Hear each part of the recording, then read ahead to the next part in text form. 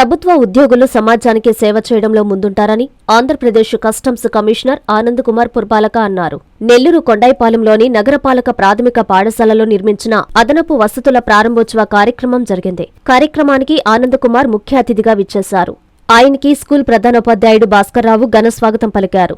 ఈ సందర్భంగా ఆయన భాస్కర్రావుతో కలిసి పాఠశాలలో అదనపు వసతులను ప్రారంభించారు. అనంతరం కస్టమ్స్ కమిషనర్ ఆనంద్ కుమార్ మాట్లాడుతూ బాబాసాహెబ్ అంబేద్కర్ ఏర్పరిచిన రాజ్యాంగం వలన బడుగు బలహీన వర్గాల పేదలు ఉన్నత స్థాయికి చేరుకున్నారని ఆయన పేర్కొన్నారు. అనంతరం ప్రధానోపాధ్యాయుడు, విద్యార్థులు ప్రసంగించారు.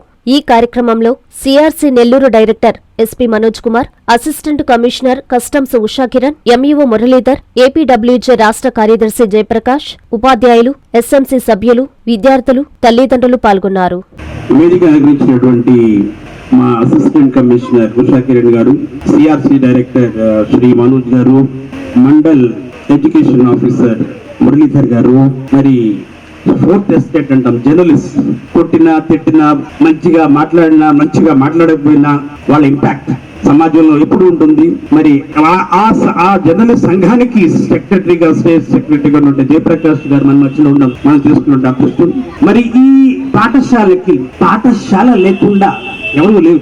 మన పుట్టుక, దేవుడిచ్చిన పుట్టుక, తల్లి తండ్రి, గురువులు, ఆ తర్వాత గురువులు. మన ప్రైమరీ పాఠశాల 1వ తరగతి నుంచి 5వ తరగతి వరకు మా చిన్నతనంలో కర్నూలులో 1970లో 71లో నేను కూడా మీలాని తెలుగు మీడియం స్కూల్లో సి క్యాంప్ అనే ప్రాంతంలో, అది కర్నూలు, ఇక్కడ నెల్లూరు, కర్నూలు దూరం ఇంకా ఇక్కడ నుంచి చదువుకున్నాను. అక్కడ మీలాని నేను కూడా కిందనే కూర్చుంది. నేను భగవంతుడు నాకు ఇచ్చినటువంటి మొదటి ఉద్యోగం చెప్పిన personal manager Vizag steel plant లో చేస్తూ సివిల్ సర్వీసెస్ 4 అటెంప్ట్స్ ఇచ్చిన తర్వాత 4 సార్లు ప్రయత్నించినప్పుడు నాకు ఇండియన్ పోలీస్ సర్వీస్ వచ్చింది. ఆ సర్వీస్ జాయిన్ అవ్వకుండా ఐఆర్ఎస్ జాయిన్ అయ్యాను. సో ఐఏఎస్ రాలేదని కొంచెం బాధ ఉండేది ఆ రోజుల్లో. అంటే నాకు నా batchmate Sampath all India 5th rank వచ్చింది. అబ్బాయి దళితుడు, ఆల్ ఇండియా 5th ర్యాంక్. నాకు 500th ర్యాంక్ వచ్చింది. నాకు అబ్బాయికి ఉన్న మార్కుల వ్యత్యాసం జస్ట్ 42. ఆ 42 మార్కులు నేను చూసుకుంటే నా సోషియాలజీలో ఒక సబ్జెక్ట్ లో 370 వచ్చినాయి. అంటే topper in Hyderabad 370. Public administration లో 320 వచ్చినాయి, టాపర్ ఇన్ హైదరాబాద్. ఎస్ఏలో 126 వచ్చినాయి 200. కానీ అన్ని ఒకసారి రాలా, ఒక్కొక్కసారి ఒక్కొక్క సబ్జెక్ట్ లో మార్క్స్ వస్తున్నాయి. సో అప్పుడు అర్థమైంది లైఫ్ లో ఎప్పుడు కూడా ఎక్స్ట్రీమ్స్ కాదు ఉండాల్సింది. ఎక్స్ట్రీమ్ ఉంటే ఎక్స్ట్రీమిస్ట్ అవుతాం. వేరే you should do always a balancing act in life. పగలు చీకటి, వెలుగు నీడ, తోడు నీడ, అలా జీవితం సాగిపోతూ ఉంటుంది. మనిషి జీవితం మౌనంగానే ఎదగవని మొగ్గ నీకు చెబుతుంది, ఎదిగిన కొద్ది ఉదగలని అర్థమందులో ఉంది. అపజయాలు ఎదురైన చోటే గెలుపు పిలుపు వినిపిస్తుంది. అపజయాలు వచ్చినాయి ఎన్నిసార్లు? 3 సార్లు. కానీ అక్కడనే వెలుగు, అక్కడనే పిలుపు. జరీ జన్మభూమిష్య స్వర్గాన పీగరీయసి తల్లి. నా తల్లి 2022 సంవత్సరం చనిపోయింది, డిసెంబర్ 2వ తారీఖున. నా తల్లి, నేను సివిల్ సర్వీస్ చేసే ప్రతి ప్రయత్నంలో ఒక ప్రార్థన చేసేది. మా తల్లి బిలీవ్ ఏం ప్రార్థన చేసేది తెలుసా? నా కొడుకు సివిల్ సర్వీస్ రాకూడదు పేరు చేసేది. మా నాన్నగారేమో పొద్దున్న నుంచి సాయంత్రం దాకా నువ్వు సివిల్ సర్వెంట్ కావాలనేవాళ్ళు. నేనేమో వైజాగ్ స్టీల్ ప్లాంట్ లో చక్కగా ఉద్యోగం చేసుకుంటున్నా. అరే నాకెందుకు సివిల్ సర్వీసెస్? అవి వచ్చేదా చచ్చేదా? ఎంతో అన్సర్టెంటీ ఉంది. అరే how is going to that process of prelims, mains, then again interview. After interview if you are not selected, downfall, again you have to climb. So ఈ అటెంప్ట్స్ మా నాన్నగారు చెప్పారు, చూడండి ఆయన, నేను చిన్నతనంలో నేను పూరెస్ట్ ఆఫ్ నిరుపేద కుటుంబంలో పుట్టినా నేను స్కూల్కి వెళ్ళేటప్పుడు ఒక చేత్తో పుస్తకాలు, ఇంకొక చేత్తో బకెట్ పట్టుకుని వెళ్ళేవాడిని. నా డాడీ బకెట్ ఎందుకు పెట్టుకున్నాడు? మా నాన్నగారిని ఆ రోజుల్లో డాడీ అనేవాడు కదా, నాన్నగారు అనేవాడు. నాన్నగారు మీరు బకెట్ ఎందుకు పెట్టుకుని వెళ్తారంటే, బకెట్ లో ఇక్కడ ఈ దూడలు, ఆవులు, బర్రెలు వేసే పేడ ఉంటుంది. ఆ పేడని కలెక్ట్ చేసుకుని బకెట్ లో వేసుకుని వెళ్ళి ఓడ కొట్టి ఆ పిడకలు వస్తే ఆ పిడకలు అమ్మి ఆ పిడకలతో వచ్చే డబ్బులతో పుస్తకాలు కొని చదువుకున్నాను. నేను అంత నిరుపేద కుటుంబం వచ్చాను. మా నాన్నగారి పేరు వెంకటేశ్వరం, మా తాత పేరు శివుడు. ఆ శివుడు చెప్పులు కుట్టుకుంటుండేవాడు. మా తాత ఏ కుట్టుకున్నాడు? చెప్పులు అద్భుతంగా కుట్టేవాడు మా తాత. కానీ ఆయనకి చాలా కోపం. ఎందుకు సమాజం నన్ను ఎందుకు దూరంగా నెట్టేసింది అని. ఆయన పళ్ళు నురుగుతుంటే అంత దూరం పడుతూ ఉండే. నేను గమనించేవాడు చిన్నప్పుడు. ఎందుకు డాడీ, నాన్నగారు తాత శివుడు ఎందుకంత కోపం ఆయనకంటే, ఆయనకి కోపం ఎందుకంటే సమాజం అంత చక్కటి చెప్పులు అంతమందికి కుడుతున్న ఆయనకి బయటనే నిలబెట్టింది. మరి మనందరికీ ఎవరు ఆరాధ్యత? బాబాసాహెబ్ అంబేద్కర్. మన భారతదేశానికి రాజ్యాంగాన్ని, అన్ని దేశాల్లో ఉన్నటువంటి రాజ్యాంగాల్ని చదివి మన దేశానికి స్వాతంత్రం వచ్చింది 3 సంవత్సరాల్లో. అంటే ఈ ప్రపంచంలో అత్యున్నతమైనటువంటి అత్యధికమైనటువంటి ప్రజలు రాజ్యాంగాన్ని చాలా తక్కువ రోజుల్లో బాబాసాహెబ్ అంబేద్కర్ గారి ఆధ్వర్యంలో రాజ్యాంగం వచ్చింది. కాబట్టి మన భారత రాజ్యం నిలబడింది. ఎందుకో తెలిసిన మన చుట్టుపక్కల ఎవరెవరు ఉన్నారు? శ్రీలంక, బంగ్లాదేశ్, పాకిస్తాన్, మాల్దీవ్స్. వాళ్ళ పరిస్థితి ఎన్నిసార్లు ఆ ప్రభుత్వాలు ఎంతమంది కొనుగొట్టారు? ఎందుకంటే అక్కడ బాబాసాహెబ్ లేడు, ఇక్కడ రాజ్యాంగానికి విలువ లేదు. కాబట్టి ఎప్పుడు మనం ఎక్కడ ఏ స్థితిలో ఏ స్థాయిలో ఉన్నా సరే గుర్తుపెట్టుకోవాల్సిన వ్యక్తి బాబాసాహెబ్ అంబేద్కర్. ఆ ఫోటో నా ఆఫీసులో వెనకాల ఉంటుంది. నేను కూడా రిజర్వేషన్ ఉపయోగించుకుని మా నాన్నగారు ఇచ్చినటువంటి ప్రోత్సాహంతో సివిల్ సర్వీస్ సెలెక్ట్ అయ్యి ఒక ఆఫీసర్గా 33 సంవత్సరాలు 6 సంవత్సరాలు వైజాగ్ స్టీల్ ప్లాంట్ లో తర్వాత. కానీ ఒక స్లోగన్ ఇచ్చారు ఈ మధ్య నరేంద్ర మోడీ గారి స్పీచ్ తో, 1 nation 1 reservation for 1 generation. 1 nation 1 reservation for 1 generation అంటే ఏంటి? ఒక దేశం భారతదేశం. ఈ దేశానికి బాబాసాహెబ్ రాజ్యాంగం ద్వారా నాకు ఇచ్చినటువంటి రిజర్వేషన్ ఉపయోగించుకున్న నేను, నా బిడ్డలు, నా కొడుకు, నా కూతురు, వాళ్ళకు కావలసినటువంటి ఉత్తమమైనటువంటి అత్యుత్తమమైనటువంటి విద్య వాళ్ళు నాలుగా కింద కూర్చొని చదువుకోవాల్సిన అవసరం లేకుండా మంచి స్కూల్లో చదువుకుంటున్నారు. అత్యుత్తమైనటువంటి మరి బట్టలు అయితేనేమి, భోజనం అయితేనేమి, ఇల్లు అయితేనేమి. వాళ్ళు మా నాన్నగారు సివిల్ సర్వెంట్ కావాలని కోరుకున్నారు. వాళ్ళు ఏం చదువుతానన్నా కూడా, నువ్వు యాక్టర్ అయితే యాక్టర్, నువ్వు డైరెక్టర్ అయితే డైరెక్టర్, నువ్వు సివిల్ సర్వెంట్ కావాలంటే సివిల్ సర్వెంట్ గా, నువ్వు బ్యాంకర్ కావాలంటే బ్యాంకర్ గా, నువ్వు ఇన్సూరెన్స్ కావాలంటే ఇన్సూరెన్స్ గా. అది నా కొడుకు నా కూతురికి నేను ఇచ్చిన ఫ్రీడమ్. కానీ నో రిజర్వేషన్. నా కొడుకు కూతురికి రిజర్వేషన్ అక్కర్లేదు అని నేను పి ఆనంద్ కుమార్ జిఎస్ అని మీరు గూగుల్లో కొడితే నేను ఇచ్చిన ఇంటర్వ్యూలో ఎక్కువ విడిది ఉన్నటువంటి మోర్ దాన్ 1 అవర్ ఇంటర్వ్యూ చదివితే అంజలి గారికి ఇచ్చాను, తెలుగు యాంకర్. అందులో మాట చెప్పడం జరిగింది, చెప్పిందే చేస్తాను, చేసిందే చెప్తాను. అదే నా జీవితం, అదే జీవితం బాబాసాహెబ్ గారి జీవితం, అదే జీవితం మీ మనందరి జీవితం కావాలని నా కోరిక, అదే నా సంకల్పం.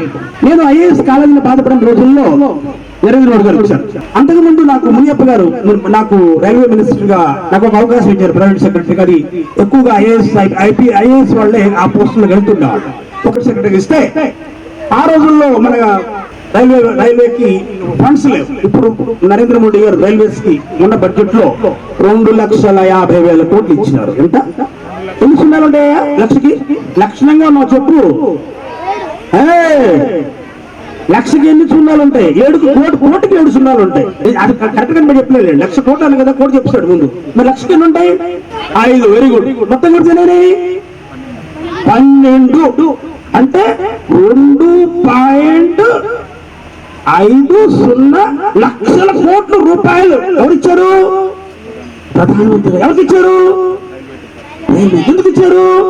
కొత్త లైన్లు, కొత్త ట్రైన్లు, ఆధునిక స్టేషన్లు. వెంకటాచలం కృష్ణపట్నం విన్నారు ఎప్పుడైనా పేరు? వెంకటాచలం కృష్ణపట్నం రైల్వే లైన్ ఆ రోజుల్లో శాంక్షన్ ఇచ్చాను నేను, మంత్రి గారి దగ్గర ఉంటుంది. ఏంటి జరగాలి ఉపయోగం? ఎవరికి ఉపయోగం? సరుకు రవాణా. కృష్ణపట్నం పోటీకి సామాన్లు పోవాలంటే సరుకు రవాణా.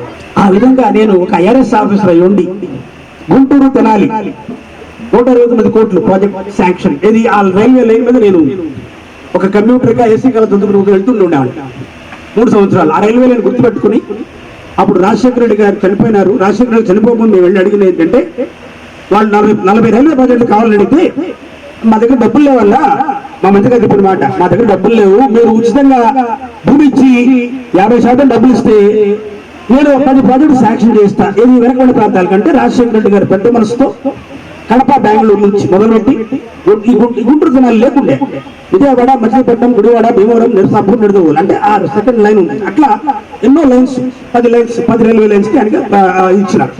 కానీ ఈ గుంటూరు జిల్లాలో లేకుండే. అప్పుడు రోషయ్య గారు సీఎం అయ్యా. అప్పుడు నేను మంత్రిగారిని తీసుకుని సీఎం గారి దగ్గరికి వెళ్ళి రోషయ్య గారి దగ్గరికి, సార్ మీది తినాలి మాది తినాలి, దీనికి కొంచెం మీరు భూమి ఉచితంగా ఇచ్చి 50% డబ్బులు ఇస్తే రోషయ్య గారు ఎవరికి డబ్బులు 16 బడ్జెట్ సమర్పించినారు మన అసెంబ్లీకి.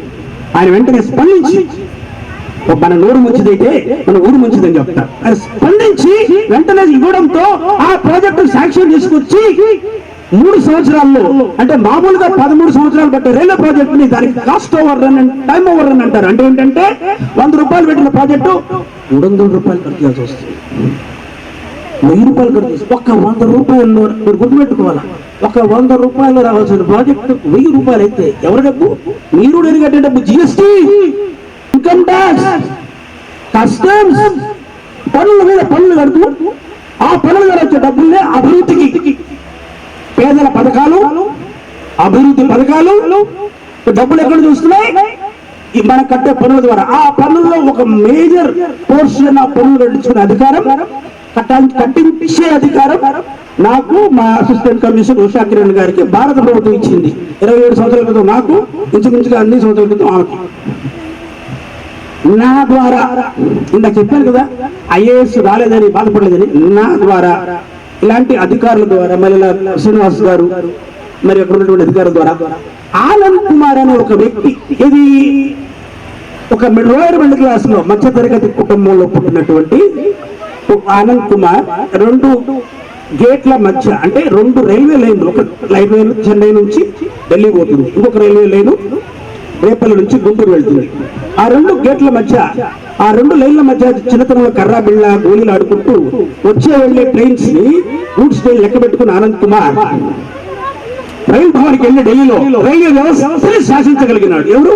బాబాసాహెబ్ అంబేద్కర్ ఇచ్చినటువంటి రిజర్వేషన్ ఉపయోగించుకుని ఐఆర్ఎస్ ఉద్యోగంలో చేరిన ఆనంద్ కుమార్ ఒక ప్రైవేట్ సెక్రటరీగా వెళ్ళి ఇన్ని రైల్వే ప్రాజెక్ట్స్ 17,000 కోట్ల రైల్వే ప్రాజెక్టులు శాంక్షన్ చేయించడంలో నా పాత్ర, దేవుడు నాకు ఆ విధంగా అవకాశం ఇచ్చినాడు.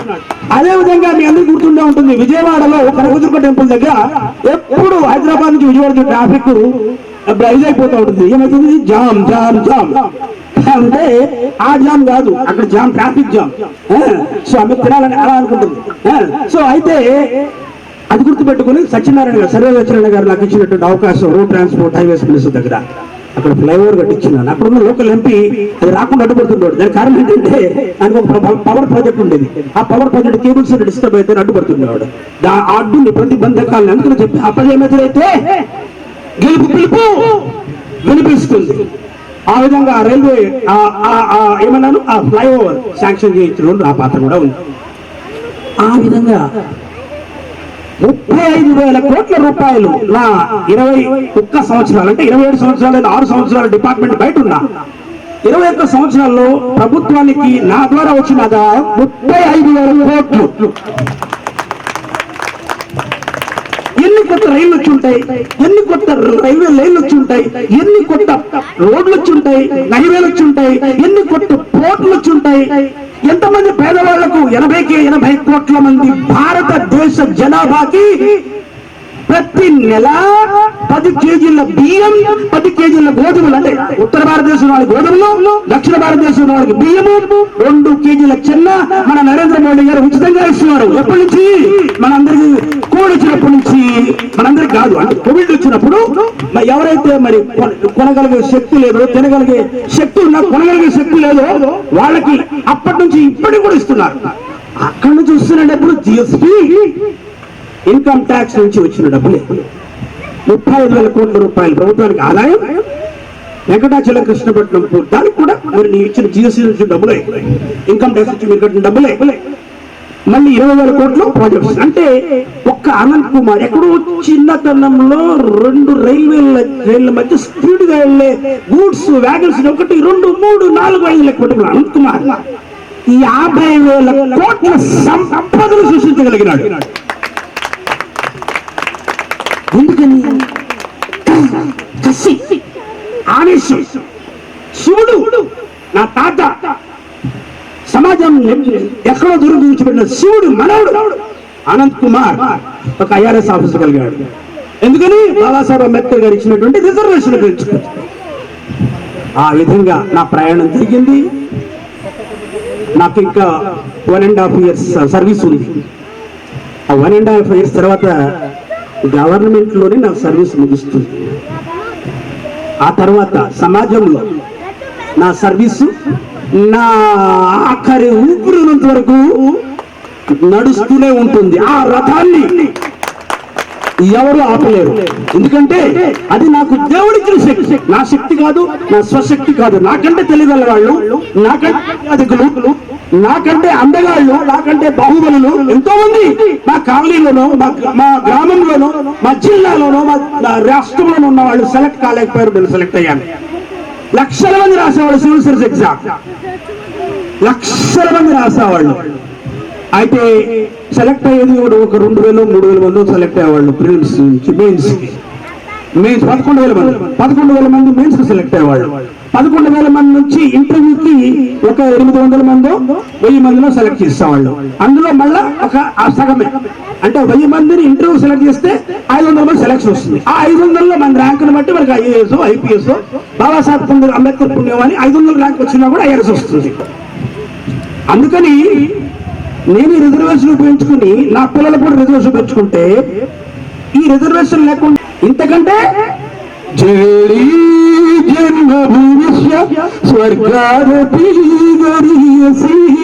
ఏ తల్లి నా తల్లి ఏ తల్లి నిన్ను కన్నగా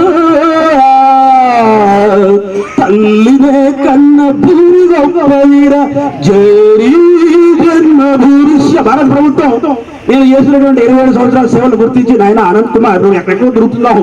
బెంగళూరు అన్నా 6 సంవత్సరాలు, చెన్నై 3 సంవత్సరాలు, పూణే 2 సంవత్సరాలు, ఢిల్లీ 6 సంవత్సరాలు, హైదరాబాద్ మన తెలంగాణ అయిపోయింది కదా, హైదరాబాద్ మనకి ఆంధ్ర లేదు కదా, 4.5 సంవత్సరాలు, తర్వాత గుజరాత్ లో 3 సంవత్సరాలు. భారతదేశ ప్రధానమంత్రి గారికి ఎంతో ఇష్టమైనటువంటి కచ్కి నేను CBSE కచ్ కమిషనర్ గా వెళ్ళి 3 సంవత్సరాలు పరిపాలించి 100% రెవెన్యూ అంటే 162 కోట్లు ఉండే ప్రభుత్వ ఆదాయం నెలకి 333 కోట్లు చేయగలిగాను.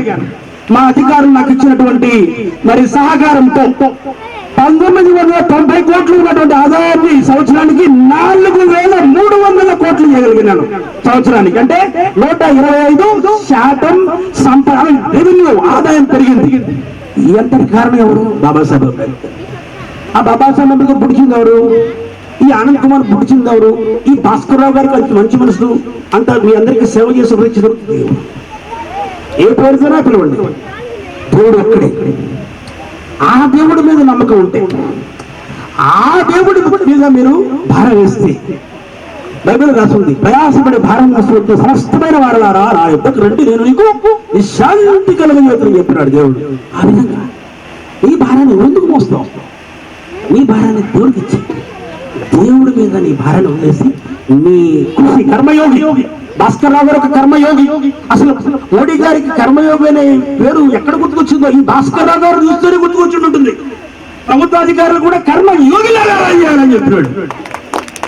మా ప్రభుత్వాధికారులు అంటే IAS రాలేదని ఎందుకు బాధపడి ఉండేవాడిని, అది సమాజానికి నా ద్వారా డైరెక్ట్ గా ఏం చేయలేకపోతున్నాను అనే ఒక బాధ, IAS ఆఫీసర్ కాలేకపోయిన బాధ నాకు మోడీ గారు చేరుకుంది. కానీ మోడీ గారు చేత ఏమైందంటే, అంటే నేను చెప్పాను కదా, మేము సంపాదించినటువంటి రెవెన్యూ ఏదైతే ఉందో, రోడ్లు, రైళ్లు, వంతెనలు అవన్నీ కడుతున్నారు. కానీ నేను ఎవడంటాడని చెప్తే నేను కట్టించాలంటే ఎవడు IAS అసలు చెప్పడు. వాళ్ళు ఖర్చు పెడుతుంటారు, మన గురించి మాట్లాడు, మన మీద ఇన్ఫీరియర్ సర్వీస్ అనుకుంటారు. వాళ్ళు కలిసి మన అందరూ కలిసి ఒకే ఎగ్జామ్ రాస్తే ఏదో 4 మార్కులు తక్కువ వచ్చినంత మాత్రం IRS తక్కువ సర్వీస్ కాదు. కాదండి, నేను నిరూపించాను చాలా సందర్భాల్లో. నేను నిరూపించింది నాతో పాటు ఎంతమంది నాలాంటి నా సర్వీస్ అధికారులు ఎన్నోసార్లు నిరూపించగలిగారు. అయితే ఇది సర్వీస్ ఉన్నటువంటి ఇది కాదు, కాన్ఫ్లిక్ట్ గురించి మాట్లాడడం లేదు. అందరము ఒక సివిల్ సర్వీస్ అని ఎగ్జామ్ రాసి, ఒకడు IRS, ఒకడు IAS, ఒకడు IPS, ఒకడు రైల్వేస్, అలా ఒక్కొక్క సర్వీస్ వచ్చారు. అందరూ చేయాల్సింది సర్వీసే, అధికారం పెద్దలు జరాయించడం కాదు, సివిల్ సర్వీస్. మన భారతదేశ ప్రధానమంత్రి చెప్తారు, నేను పబ్లిక్ సర్వీస్.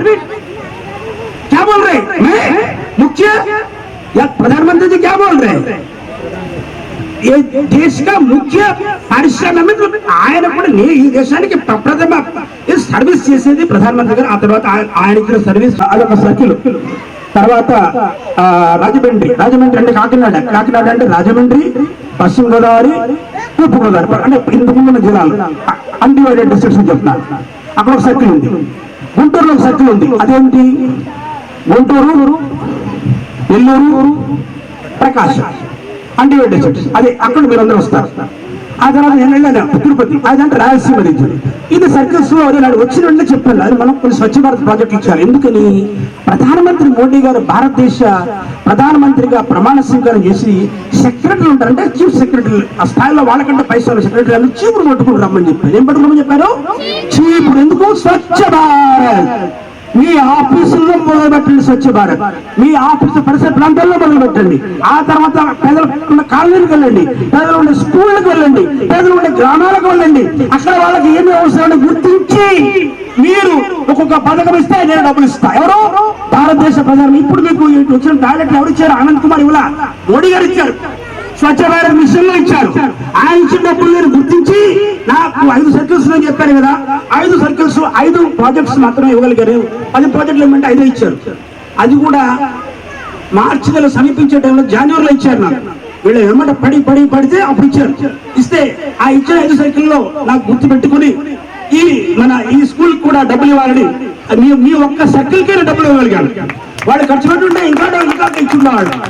అలా మరి మా మోడీ గారు మాకు ఇచ్చినటువంటి అవకాశం ఐఆర్ఎస్ ఆఫీసర్స్ కానీ రైల్వే ఆఫీసర్స్ కానీ స్వచ్ఛ భారత్ కింద మరి స్కూళ్ళలో టాయిలెట్ కట్టమైతేనేమి, మరి చెరువులను ఆక్రమిస్తే ఆ చెరువుల్లో ఉన్నటువంటి పూడిగం చేయడం కానీ, లేకపోతే మన మురికి కాలంలో పూడిగం చేయడం కానీ, లేకపోతే మరి ప్రజలు నివసించే ప్రాంతాల్లో పార్కులు కట్టడం కానీ, ఇట్లా ఎన్నో సమాజానికి ఉపయోగపడే కార్యక్రమాలు చేయాలని చెప్తే నేను మరి ఒక ఐఆర్ఎస్ ఆఫీసర్ గా 2017 సంవత్సరం నుంచి ఇప్పటి వరకు 2 కోట్ల రూపాయలు ఖర్చు పెట్టగలిగాను.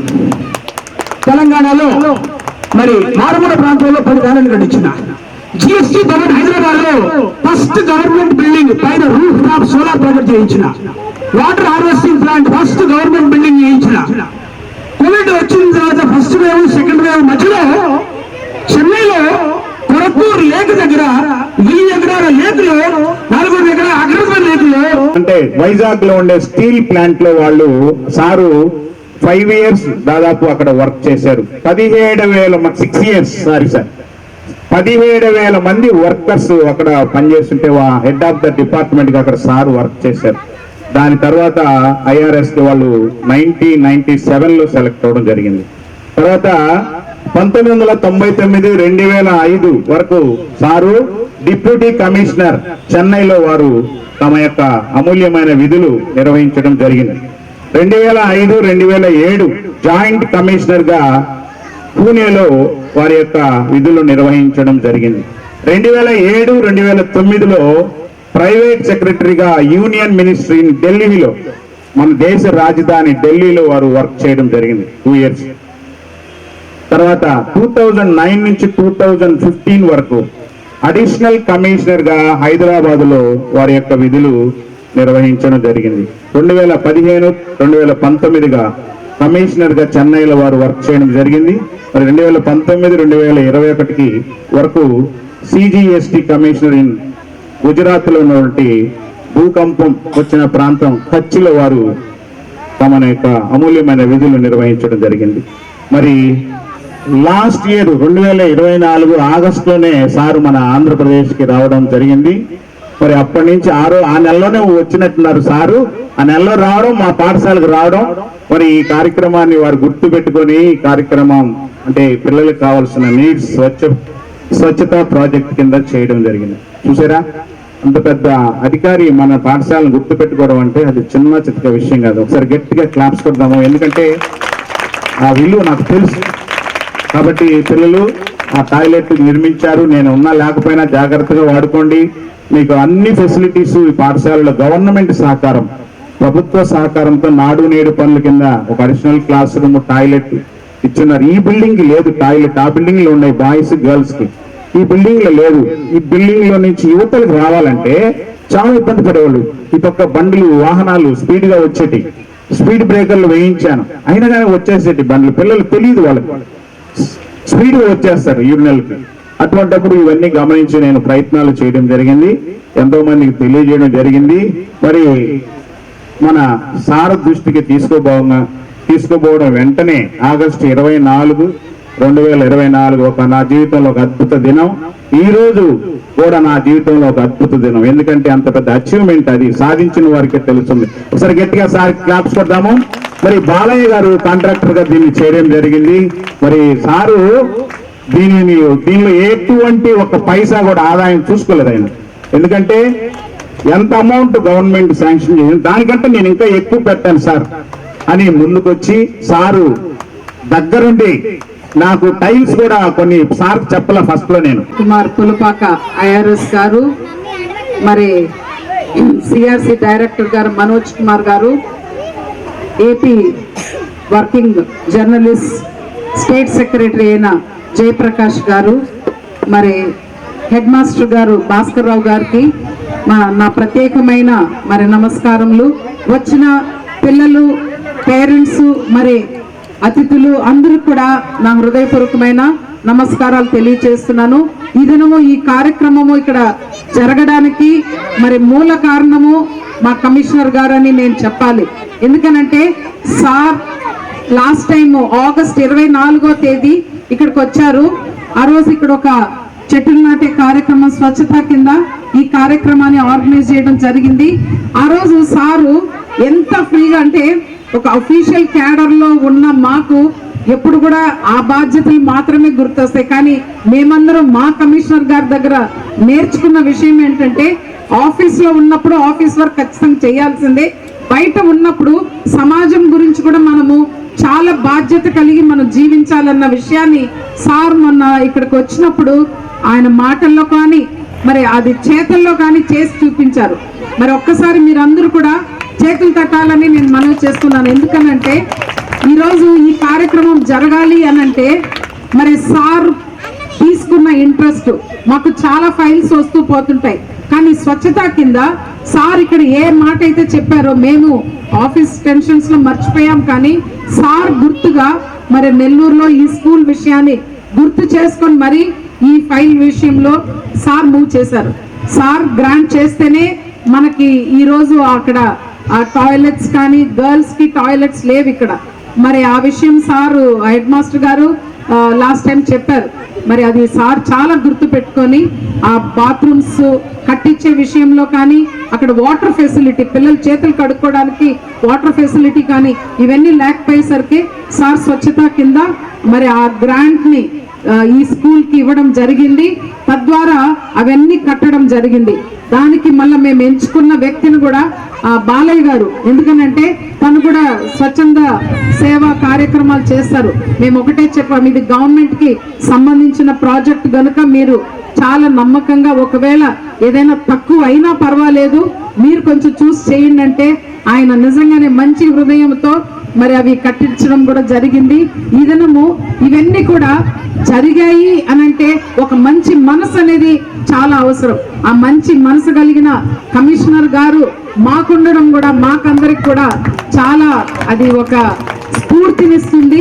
మరి ఈరోజు ఈ అవకాశాన్ని నాకు ఇచ్చిన హెడ్ మాస్టర్ గారు, మరి ఈ స్కూల్తో నాకు చాలా అనుబంధం ఉంది. అంతకంటే ఒక మాట చెప్పాలంటే హెడ్ మాస్టర్ గారు ఈ స్కూల్ని ఇల్లులాగా అనుకొని మరి ఈ మధ్య దీనికి వైట్ వాషింగ్ చేశారు. తను లోన్ పెట్టి మరీ వైట్ వాషింగ్ చేయించారంటే ఏ టీచర్ కూడా చేయలేరండి, అది మాత్రం ఖచ్చితంగా చెప్పగలను. మరి ఎంతో తను ఈ స్కూల్ని ఒక ఇల్లులాగా భావించి చేస్తూ ఉన్నారు. మరి ఈ అవకాశం నాకు ఇచ్చినందుకు మరి నేను చాలా కృతజ్ఞతలు అయినాను. ఈ స్కూల్కి ఈ విధంగా దీంతో అయిపోయేది ఏం లేదు. మరి అంతకంటే ముందు ఒక మాట చెప్పాలి. ఈ మధ్యలో మా సూపరింటెండెంట్ ఒక ఆయన మురళీకృష్ణ గారు తను ఓన్ మనీతో ఒక 3 ఫ్యాన్స్, ఇక్కడ ఫ్యాన్స్ లేవన్న విషయాన్ని గుర్తించి 4 ఫ్యాన్స్ ఈ స్కూల్కి ఇవ్వడం జరిగింది. మురళి 4 ఫ్యాన్స్ ఈ స్కూల్ కి ఇవ్వడం జరిగింది. మరి ఇట్లా సార్ వచ్చి వెళ్ళిన తర్వాత ఒక్కొక్కరికి ఇది మైండ్ లో వర్క్ అవడం స్టార్ట్ అయింది, మనం ఏదో ఒకటి చేయాలనేసి. మరి ఆ రీతిగా ఇది కూడా చేయడం జరిగింది. ఈరోజు మాత్రమే కాదు, సార్ గ్రాంట్ చేసిన దాంట్లో ఈ స్కూల్ కి కార్పెట్స్ అడిగున్నారు. హెడ్ మాస్టర్ గారు పిల్లలు కూర్చోడానికి కార్పెట్స్ లేవని, గ్రీన్ కార్పెట్స్, మరి అది కూడా సార్ శాంక్షన్ చేశారు. అది కూడా ఈ రోజు ఆవిష్కరించడం జరుగుతుంది. మరి ఈ విధంగా అనేకమైన డ్యూటీలతో పాటు సమాజానికి కావాల్సిన మేలులను కూడా చేయాలని ఇక్కడున్న ప్రతి ఒక్కరిని కూడా నేను కోరుకుంటూ ఈ అవకాశం ఇచ్చినందుకు వందనాలు తెలియజేస్తాను. I'm very sorry, I am speaking in English. So, in this special occasion, myself Manoj Kumar SP, I am Director CRC Nellore. The CRC Nellore is a complete name is Composite Regional Center for Skill Development, Rehabilitation and Empowerment of Persons with Disabilities. It is under the Ministry of Social Justice and Environment. It is only one in Andhra Pradesh state. Our jurisdiction is across Andhra Pradesh, all districts. Last 24th, I had a meeting with our Social Welfare Minister. He is also coming and visiting our CRC in the second month of April. That is World Autism Day. So, in this Swachhata project, I would like to thank the coordinator, the Bhaskar Rao sir, as well as the respected dignitaries who are sitting here, the Commissioner sir and Assistant Commissioner sir, Sri Anand Kumar Pulapakka sir, IRS, and Srimati Usha Kiran madam. Very thankful to you madam, and Jayaprakash sir, today only I am meeting him. So I would like to say a few words about our CRC. Because in entire Andhra Pradesh, according to the statistics, the Nellore district and Prakasam district have more number of disability persons. As we know that there are so many children are here, they can speak, they can talk, they can walk. But in our CRC, there is a lots of number of kids are there, but they cannot speak, they cannot walk, they cannot express their needs. So in this occasion, whenever I am getting the time to interact with the public, I will go and explain about our CRC. Why I am saying that? We are born with disability, and end of the life also we have disability.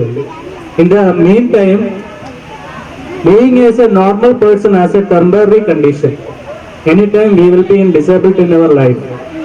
But according to the latest census, it is released as 1 in 60 is the ratio of children with autism. So every 60 birth, one person children with autism will be there. Recently in Ireland, it shows that 1 in 20. So it seems that in our future also, we cannot separate the children with the disability. They have intellectual disability, they cannot express. If they have 5 years, they will show 1 year intelligence only. So we need to accommodate, we need to, do the mainstreaming of all type of disability. Apart from all these words, CRC services is completely free of cost. We have clinical service, the clinical psychology service, special education, occupational therapy, speech therapy, and skill training for children is the above age of 18 years. And now we are going for free coaching. Whoever is having the disability, we have free coaching for bank coaching, RRB. And madam also saw all these things. And our turnover in per month is 35 to 40 lakhs rupees free of cost. Aids and appliances we are distributing entire Andhra Pradesh, and it will increase. And we are very closely joining with our Nellore collector to extend our service. So in this occasion, I would like to know that I know that Mr. Bhaskar Rao sir also doing excellent work, and I have to know more about that. I will definitely I will invite you in my CRC sir in another program, because such type of people we need to see to the society how they are. We have lots of we are doing our works with our limited ability, but limited ability means with our ability only we are doing, but the person with differently able, they are doing it beyond their ability. So definitely I will invite you sir, as well as Anand Kumar sir also.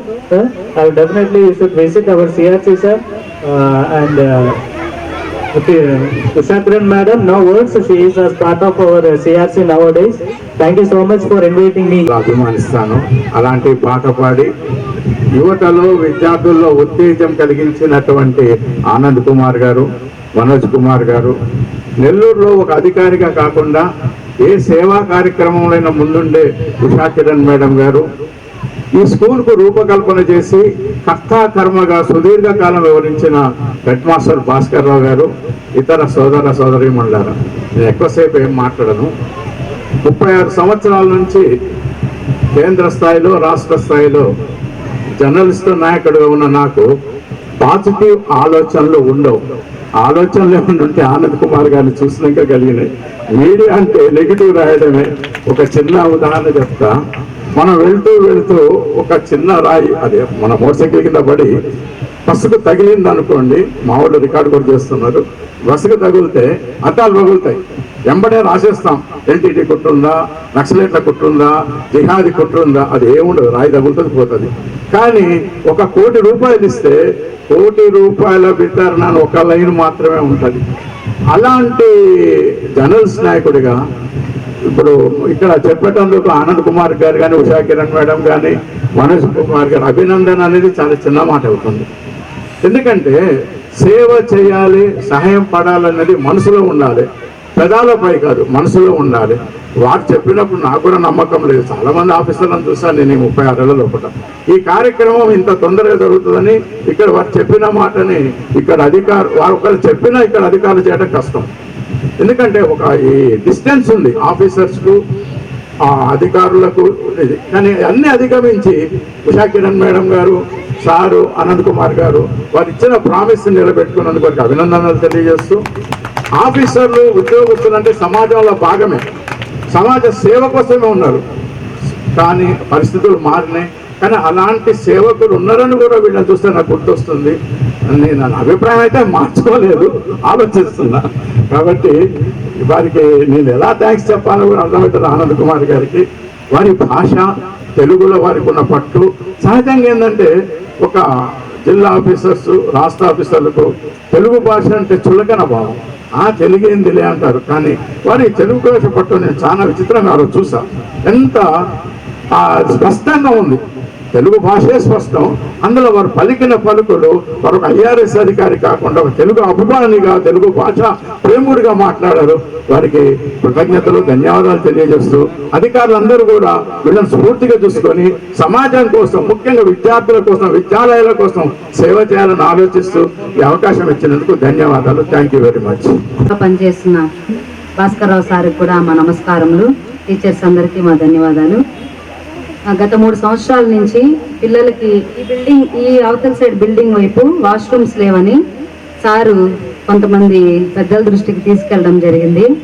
3 సంవత్సరాలుగా పిల్లలు అటువైపు నుంచి ఇటువైపుకి వాష్రూమ్కి వెళ్ళాలంటే ఇబ్బంది పడుతున్నారు. ముఖ్యంగా ఆడపిల్లల విషయంలో చాలా ఇబ్బంది జరుగుతుందని సారు పదే చెప్పారు. అట్లా చెప్తున్న సమయంలో ఆనంద్ కుమార్ సార్ గారు పెద్ద మనసుతో ముందుకు రావడం జరిగింది.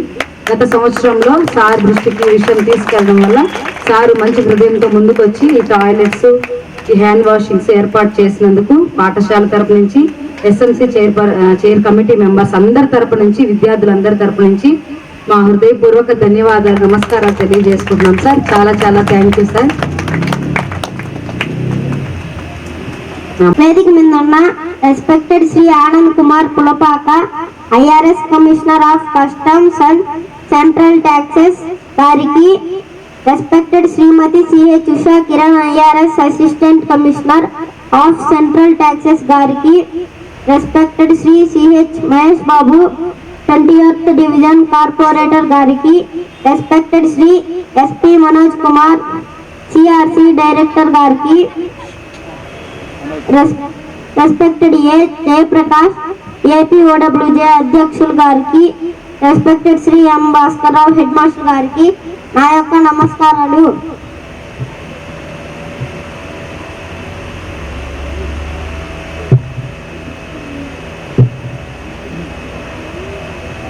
Hi children. Good morning everyone. My name is Satvik. I am studying in 5th class. మనందరం ఇక్కడ ఎందుకు కూర్చున్నాము మీకు తెలుసా? ఆగస్ట్ 24, 2024లో ఆనంద్ కుమార్ పులపాక ఐఆర్ఎస్ గారు మన పాఠశాలకు రావడం జరిగింది. ఆ రోజు ఆయన ఒక హామీ ఇచ్చాడు. అదేందో మీ అందరికీ గుర్తుందా? చెప్పండి, గుర్తుందా లేదా? ఆ రోజు ఆయన వాష్రూమ్ కట్టిస్తానన్నాడు. ఆ బిల్డింగ్ కి మధ్యలో రోడ్డు ఉంది. మేము రోడ్డు దాటలేక ఇబ్బంది పడుతున్నాం. మా సారు స్పీడ్ బ్రేక్లు కూడా వేపించారు. అయినా అక్కడి నుంచి ఇక్కడికి వెళ్ళడానికి ఇబ్బందిగా ఉంది. మీరు ఇచ్చిన బాత్రూమ్ చాలా బాగా వాడుకుంటాం సార్. నాకు ఈ అవకాశం ఇచ్చిన ఎం భాస్కర్రావు హెడ్ మాస్టర్ గారికి నా హృదయపూర్వక నమస్కారాలు. అప్పుడు నేను జవహర్ నవోదయ విద్యాలయ కృష్ణాపురంలో 6వ తరగతి చదువుతున్నాను. నేను పోయిన సంవత్సరం ఈ స్కూల్లోనే చదివాను. నేను 1వ తరగతి నుండి 5వ తరగతి వరకు ఈ స్కూల్లోనే చదువుకొని వెళ్ళాను. నవోదయకి వెళ్ళాను. మాకు సంక్రాంతి హాలిడేస్లో కూడా సార్ నవోదయ కోచింగ్ ఇచ్చి మాకు నవోదయ ఎగ్జామ్ రాపించారు. అందువల్ల నాకు ఈరోజు ఈ సీటు వచ్చింది. నేను 5వ తరగతి చదువుతున్నప్పుడు నేను దోగాడుతుండగా మేడం గారు చూసి, ఉషా కిరణ్ మేడం ఐఆర్ఎస్ గారు చూసి నాకు ఈ కాళ్ళు పెట్టించారు. Thank you madam. నాకు ఈ అవకాశం ఇచ్చిన భాస్కర్ రావు సార్ గారికి ధన్యవాదం.